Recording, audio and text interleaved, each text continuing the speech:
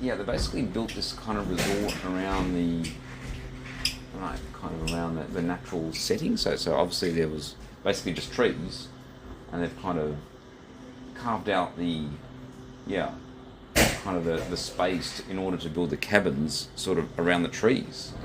And so it's a very, yeah, an interesting kind of spot.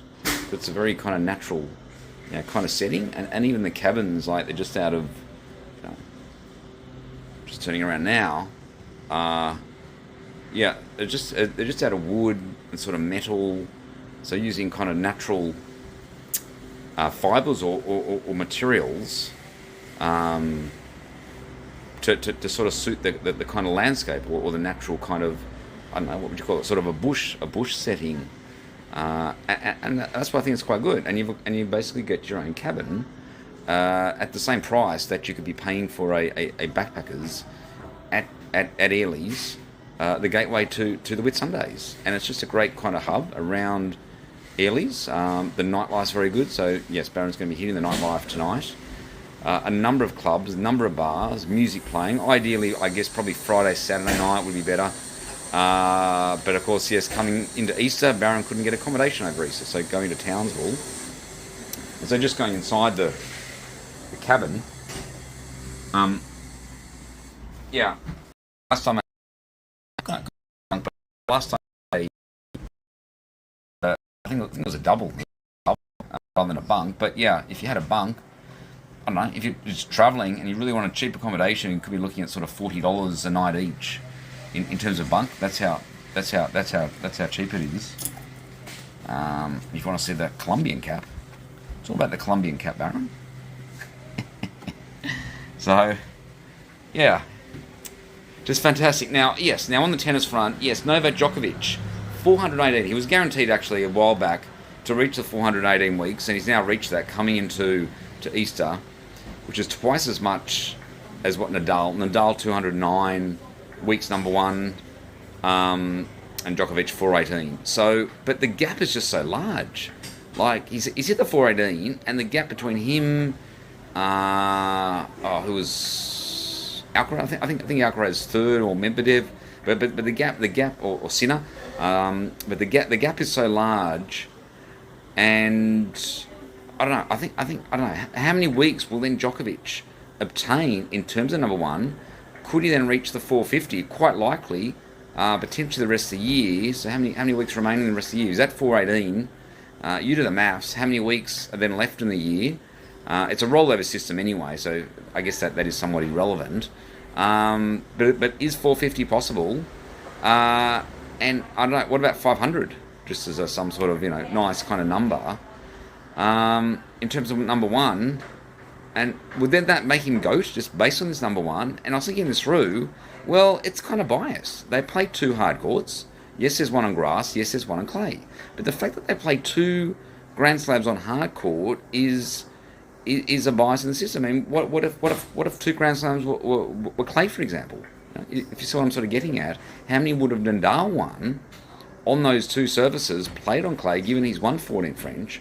I don't know, maybe he would have won 30 plus slams. So it is biased because they play on two hard court. What if they played two grass? How many would have Roger Federer won? And of course, Novak Djokovic plays best on hard court. Well, is it up to the player to then play best on hard court? Just the fact that they play too hard court, if you know what I mean? There is that bias and you can handle the extremes of pace of the two, because hard court is in between the court speed in terms of grass and clay. If you play best on hard court, then you're more likely to win more Grand Slams as a result of that. So there's two biases happening there. The fact that they play two slams on hard court, only one on grass, one on clay, of course, Wimbledon and the French, and also the natural bias. It just suits a Djokovic down to I don't know. So that's sort of interesting in itself. So what I'm getting at is he then GOAT because of this, and as a result of this, he just pretty much plays on hard court as well. Yes, he's won more slams as a result of the hard court, and also the fact he just plays on hard court, which could then increase his ranking as a result of this. And that's typically why he has been ranked number one for such a long period of time in comparison to say, Nadal on the 209, and of course a Federer as well. What was Federer, two something, 230 or 270? No, I think Steffi Graf 270 and Federer 230. In terms of consecutive weeks, was that Federer? I think it may actually be Federer. I have to have a look. So yeah, so who is GOAT? It is such a complex problem, isn't it? Um, yeah, very complex problem. And in fact, I'm thinking Nadal, just the fact that he just dominates on clay. And he's won 14 French. Why wasn't Novak Djokovic able to win 10 on a hard court or on the Australian for that matter? He only got the 10. Yes, he could still get to the 14, but quite a big gap there. I don't know. Um, yeah, I don't know. It's a difficult problem. And then, of course, you have to look at the fact that, yes, he wasn't able to play doubles because of the demand or the best of five sets they play in singles. Yes, Margaret Court was able to play doubles. Won, of course, 64. But yes, she won the 24 in singles. But of course, she won the 21 mixed record. But then you got Navratilova, 31 doubles. So if you look at the formats, she's won 31 doubles compared to Novak Djokovic 24 singles. So I don't know. And what about COVID? No pun. So yeah, okay. It is a difficult problem to decide who is GOAT at the end of the day. Too many equations, or too many variables, and not enough equations. I don't know. But what's the basis? You decide. Okay. So that was the Bound Breaks.